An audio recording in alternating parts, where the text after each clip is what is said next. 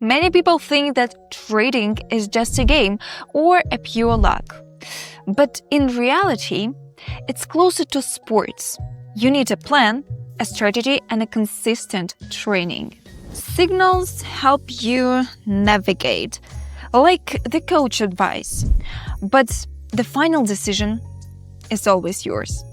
For me, trading is just a discipline and constant growth. Signals are just a tool to train and improve. And trading is like a journey, not a coincidence. And if you want to find answers to your questions or simply learn more, you can always contact me or just join my channel. Hey guys, today I'm going to be sharing my tips and tricks on how to repair big dents like this so that you could be more confident with your bodywork or side projects. The first thing I always do when repairing damage is getting the overall shape of the panel back to normal.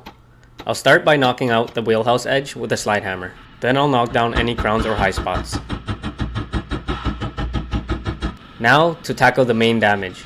If you take a good look at the damage, it may look like a crease, but around the crease is actually a big dent. I'll start by using a series of glue tabs along the crease to remove the bulk of the dent. Using glue is super helpful when removing big dents because it helps move a lot of metal.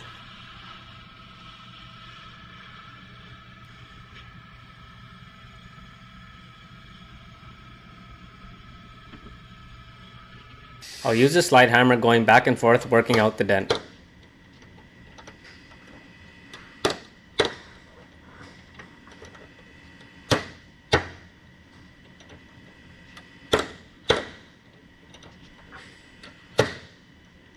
I'll strip the paint down to metal so that I'm able to use a dent puller.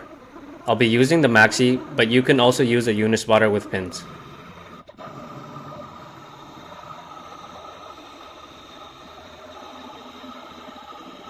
Before using the dent puller, I like to spray guide coat and sand it down to reveal my highs and low spots.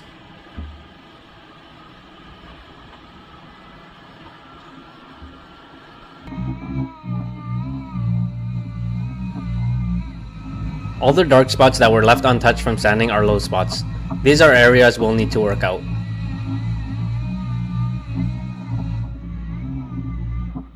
When metalworking a crease, I prefer using a slapping file instead of a body hammer.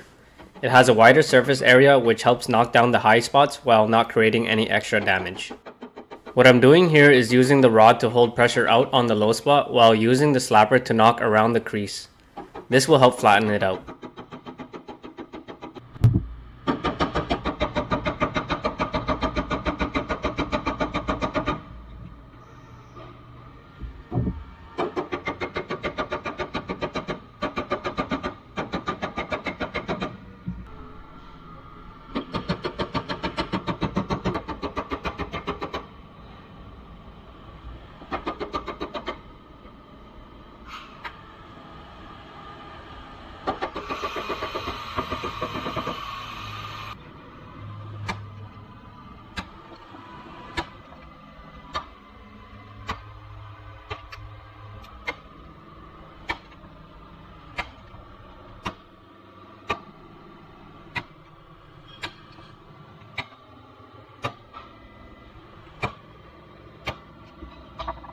I'll clean up the burn marks from the dent puller with a roll-lock wheel, then I'll use 80 grit on a DA center to blend out the paint before applying a coat of body filler.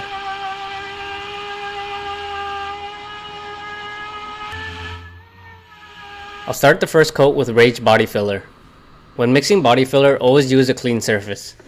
If you're starting out, I recommend using as big as a board as you can get. It can get quite messy. The mixture ratio is 50 to 1 body filler to hardener. I normally just put a bead of hardener about 3/4 to halfway across. When mixing body filler, you don't want to stir it as it will create air pockets in your filler. What you want to do is press it down tightly as you see me doing here. Continue doing this until it's a uniform color.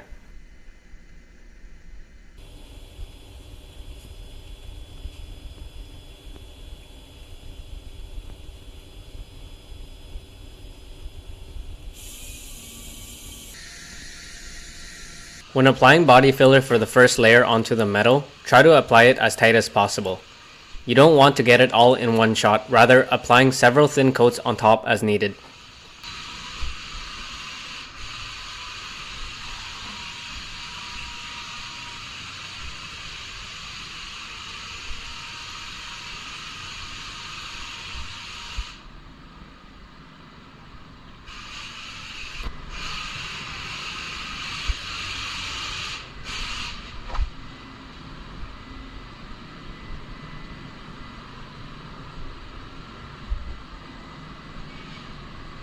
I'll start sanding the first coat with 80 grit sandpaper.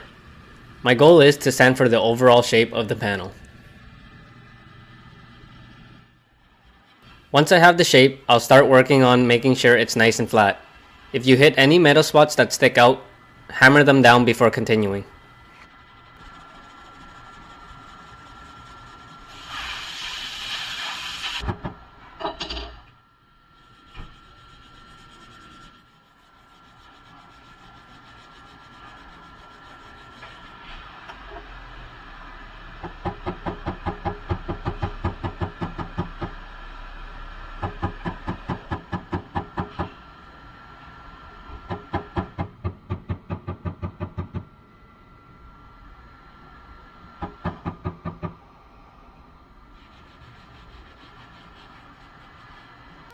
Now that I'm happy with the overall shape, it's ready for a coat of metal glaze. This is also a type of body filler, but it's much thinner. I'll be applying this over the paint.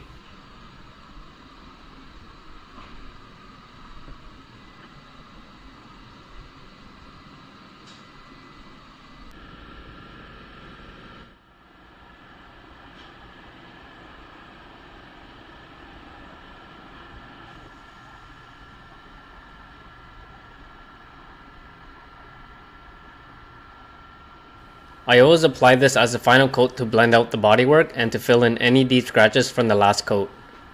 I'll sand this with 180 grit, then finish in a 220 grit. I've also applied a dry guide coat onto the filler to have a visual on my sanding. You can see how useful the guide coat is here while sanding the body line.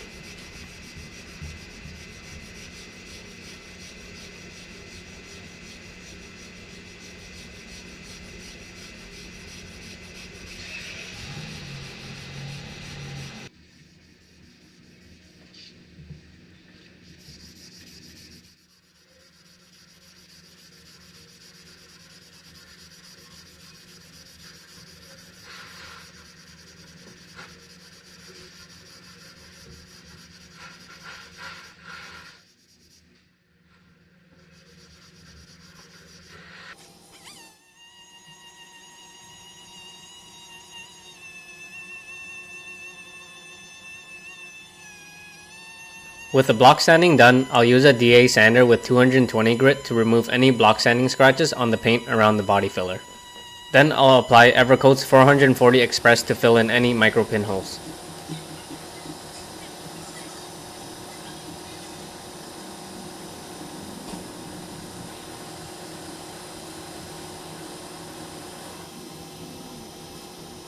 I've installed the bumper and taillights to make sure it still matches up. I wasn't happy with the body line here, so I've matched the body line on the other side with my tool and drew a line. Then I'll apply a tape and correct the body line.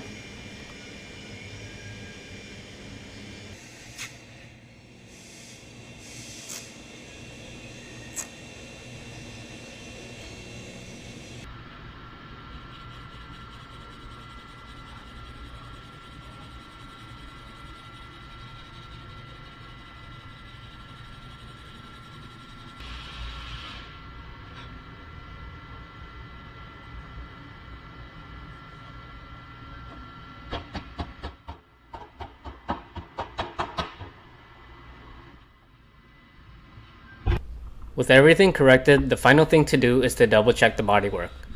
I'll spray quick check over the entire area and look through the reflections for any imperfections.